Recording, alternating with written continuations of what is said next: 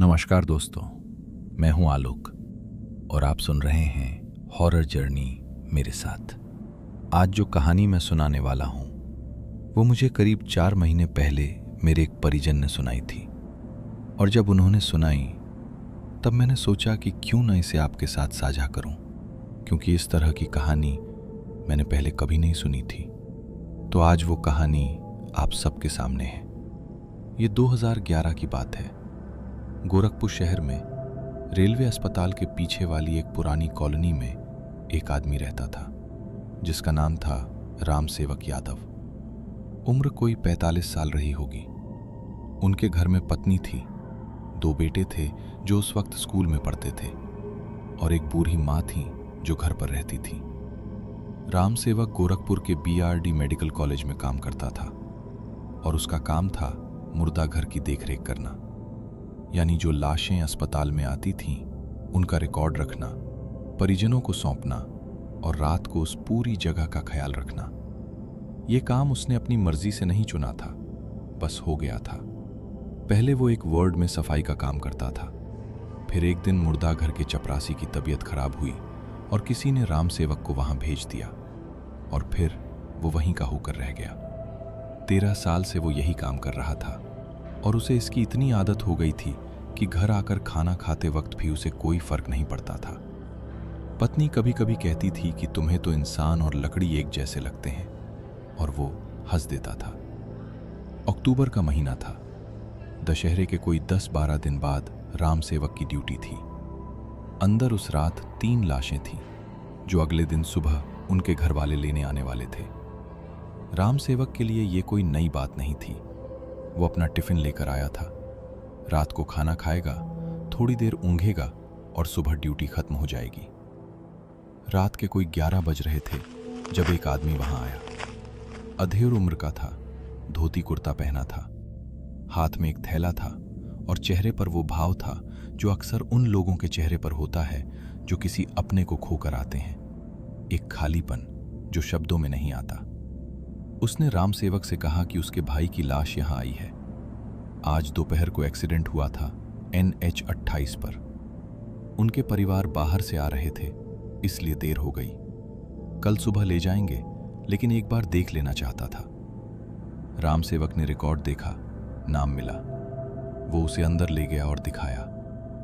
वो आदमी करीब 5 मिनट वहां खड़ा रहा, कुछ नहीं बोला, बस देखता रहा और फिर बाहर आ गया। राम सेवक ने सोचा कि अब चला जाएगा, लेकिन वो बाहर आकर वहीं जमीन पर बैठ गया। राम सेवक ने पूछा कि कहां से आए हो। उसने कहा कि देवरिया से। राम सेवक ने कहा कि रात को यहां बैठने की इजाजत नहीं है। वो चुपचाप उठा और चला गया। रात के करीब 1 बजे राम सेवक ने टिफिन खोला और खाने लगा। अस्पताल में रात को एक अजीब सी शांति होती है। दिन में जो शोर होता है वो बंद हो जाता है और सिर्फ कभी कभी कोई एम्बुलेंस की आवाज आती है या किसी वार्ड से हल्की आवाज। राम सेवक इस शांति का आदी था। उसे इससे कोई परेशानी नहीं थी, लेकिन उस रात खाना खाते वक्त उसे एक बात महसूस हुई जो उसे पहले कभी नहीं हुई थी। उसे लगा कि मुर्दा घर के अंदर से कोई आवाज आ रही है, बहुत धीमी, जैसे कोई कुछ घसीट रहा हो। राम सेवक 13 साल से वहां था। उसने पहले कभी ऐसा नहीं सुना था, इसलिए पहले उसने सोचा कि शायद बाहर कोई जानवर है। कुत्ते रात को अस्पताल के आसपास आ जाते हैं। उसने ध्यान से सुना, आवाज फिर आई। वो उठा, टिफिन रखा और मुर्दा घर का दरवाजा खोला। अंदर जाकर राम सेवक ने पहले लाइट जलाई। तीनों लाशें वैसी ही थीं जैसी उसने छोड़ी थीं, ढकी हुई, अपनी अपनी जगह पर। कोई हलचल नहीं थी, कुछ उल्टा पुल्टा नहीं था। उसने एक बार पूरा कमरा देखा, कोने देखे, पीछे की दीवार देखी, सब ठीक था। उसने सोचा कि शायद पाइप से आवाज आई होगी। पुरानी बिल्डिंग में ऐसा होता है, और वो वापस बाहर आ गया। लेकिन जैसे ही उसने दरवाजा बंद किया, आवाज फिर आई। इस बार थोड़ी साफ थी। ये घसीटने की नहीं थी, ये दस्तक जैसी थी, बहुत हल्की, जैसे कोई उंगली से किसी चीज पर थपथपा रहा हो। रामसेवक वापस रुका। उसने फिर कान लगाया और इस बार उसे समझ आया कि आवाज उस तरफ से आ रही है जहां देवरिया वाले आदमी के भाई की लाश रखी थी। रामसेवक ने दरवाजा फिर खोला, अंदर गया और उस तरफ गया। उसने चादर हटाई, देखा सब ठीक था। लेकिन जब उसने चादर वापस ढकने के लिए हाथ बढ़ाया तो उसे लगा कि उस आदमी का हाथ थोड़ा अलग जगह पर है। मतलब जब उसने पहले दिखाया था तब हाथ सीधा था और अभी वो थोड़ा मुड़ा हुआ था। रामसेवक ने एक पल रुककर सोचा, फिर उसने खुद को समझाया कि शायद उसने पहले ध्यान से नहीं देखा होगा। 13 साल में ऐसी छोटी छोटी बातों का दिमाग रिकॉर्ड नहीं रखता। वो वापस बाहर आया और कुर्सी पर बैठ गया। रात के करीब 2 बजे एक और बात हुई जो रामसेवक ने मुझे बताते वक्त थोड़ा रुक कर कही, जैसे अभी भी उसे ठीक से याद आ रहा हो। उसने कहा कि वो कुर्सी पर बैठा था और उसकी आंखें अपनी मर्जी से बंद होने लगी थी। नींद आ रही थी। रात की ड्यूटी में ये होता है। तभी उसे महसूस हुआ कि कोई उसके पास खड़ा है। उसने आंखें खोली तो देखा कि वही आदमी था जो रात को आया था, देवरिया वाला। वो वापस आ गया था और चुपचाप मुर्दा घर के दरवाजे के सामने खड़ा था। रामसेवक ने कहा, अरे तुम वापस आ गए? मैंने कहा था ना कि रात को नहीं रुक सकते। वो आदमी कुछ नहीं बोला, बस खड़ा रहा। रामसेवक उठा और उसके पास गया। पास जाकर देखा तो उस आदमी की आंखें खुली थीं, लेकिन वो कहीं नहीं देख रहा था, जैसे सामने कुछ है ही नहीं। रामसेवक ने उसके कंधे पर हाथ रखा और कहा, भाई ठीक हो? उस आदमी ने धीरे से कहा, वो अंदर है ना? रामसेवक ने कहा, हाँ है, कल सुबह ले जाना। वो आदमी बोला, उसने मुझे बुलाया था। रामसेवक ने सोचा कि बेचारा ग्रीफ में है, भाई को खोया है, रात को नींद नहीं आई होगी, यहां चला आया। उसने उसे थोड़ी देर बैठने दिया, पानी दिया और कहा कि अब जाओ, सुबह आ जाना। वो आदमी उठा और चला गया। सुबह 6 बजे जब रामसेवक की ड्यूटी खत्म होने वाली थी तो घर वाले आने लगे, एक एक करके। देवरिया वाले भी आए, 4-5 लोग थे, औरतें भी थीं। रामसेवक ने उन्हें अंदर ले जाकर लाश सौंपी और जब वो लोग बाहर निकल रहे थे तो रामसेवक ने उनमें से एक से पूछा, रात को जो आए थे वो कौन थे? मरने वाले के भाई? उस आदमी ने रामसेवक की तरफ देखा और कहा, भाई? भाई तो यही था। इसका कोई भाई नहीं था, अकेला था। रामसेवक के मुंह से कुछ नहीं निकला। उसने उस आदमी का हुलिया बताया जो रात को आया था। धोती कुर्ता, अधेड़ उम्र, थैला। उन लोगों ने एक दूसरे की तरफ देखा और उनमें से एक बुजुर्ग बोले, बेटा ये तो हमारे बाबा जैसा हुलिया है जो 5 साल पहले गए थे, और ये लड़का उन्हीं का बेटा था। रामसेवक उस दिन घर आया, खाना नहीं खाया, बस चुपचाप लेट गया। पत्नी ने पूछा कि क्या हुआ तो उसने कहा कि कुछ नहीं, थकान है। लेकिन जो बात उसे सबसे ज्यादा परेशान कर रही थी वो ये नहीं थी कि रात को कौन आया था। वो बात ये थी कि जब उसने उस आदमी के कंधे पर हाथ रखा था तो वो कंधा बिल्कुल ठंडा था। उस अक्टूबर की रात में भी उतना ठंडा जितना अंदर रखी लाशें होती हैं। रामसेवक ने उस दिन के बाद 3 दिन छुट्टी ली।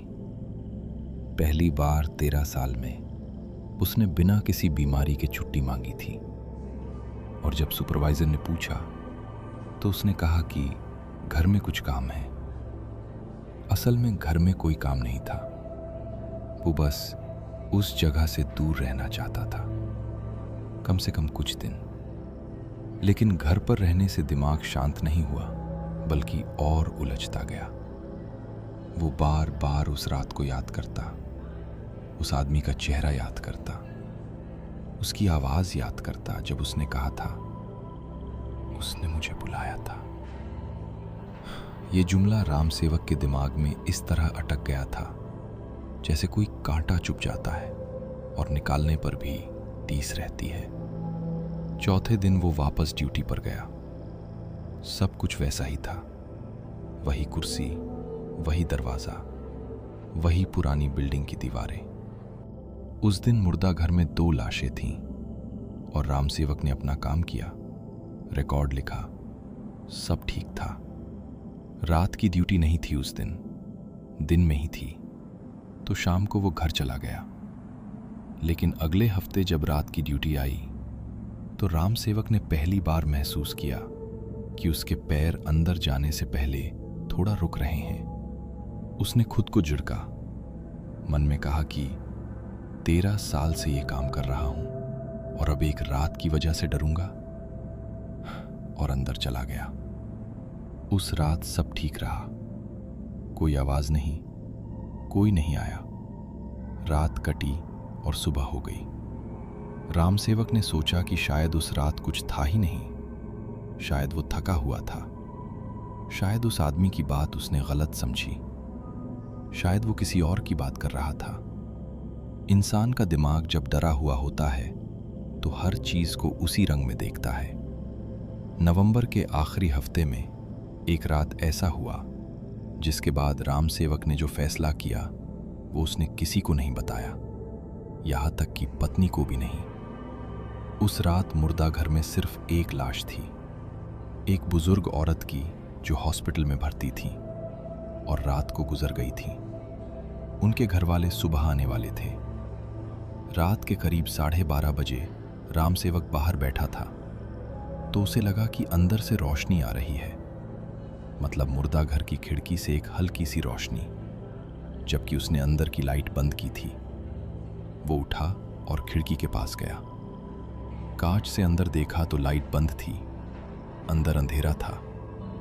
उसने सोचा कि बाहर की किसी लाइट का रिफ्लेक्शन था और वो वापस कुर्सी पर आ गया। 10 मिनट बाद फिर वही हुआ। इस बार राम सेवक ने खिड़की से नहीं देखा, सीधे दरवाजा खोला और अंदर गया। अंदर अंधेरा था। उसने स्विच दबाया, लाइट जली। सब ठीक था, लाश वैसी ही थी। लेकिन राम सेवक ने जब वापस जाने के लिए पलटा तो दरवाजे के पास उसे एक चीज दिखी जो उसने खुद वहां नहीं रखी थी। दरवाजे की दहलीज के पास एक पुरानी जूती थी, एक ही, जोड़े की दूसरी नहीं थी। काली चप्पल, पुरानी, घिसी हुई। राम सेवक ने उसे उठाया और बाहर फेंकना चाहा, लेकिन उसका हाथ रुक गया, क्योंकि उसे याद आया कि उस रात जो आदमी आया था, देवरिया वाला, उसके पांव में चप्पल नहीं थी। राम सेवक ने उस वक्त नोटिस नहीं किया था, लेकिन अब याद आया कि उस आदमी के पांव नंगे थे। उसने वो चप्पल वहीं छोड़ी, बाहर आया, दरवाजा बंद किया और सुबह होने का इंतजार करता रहा। सुबह जब घर वाले आए तो राम सेवक ने उस चप्पल के बारे में किसी से नहीं पूछा। जब सब चले गए तो उसने अंदर जाकर देखा, चप्पल वहां नहीं थी। उसने पूरा कमरा देखा, कहीं नहीं थी। उस दिन काम खत्म करके राम सेवक सुपरवाइजर के पास गया और बोला कि वो रात की ड्यूटी नहीं कर सकता, दिन में करेगा।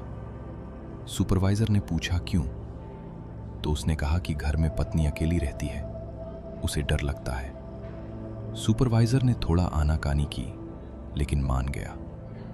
राम सेवक ने उसके बाद कभी रात की ड्यूटी नहीं की।